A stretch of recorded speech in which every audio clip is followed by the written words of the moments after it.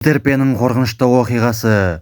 Ол көңілді күліп жүретін, ешкімге зияны жоқ бала ретінде танылды. Балаларды қызықты оқиғалар мен ойындарға жетелейтін.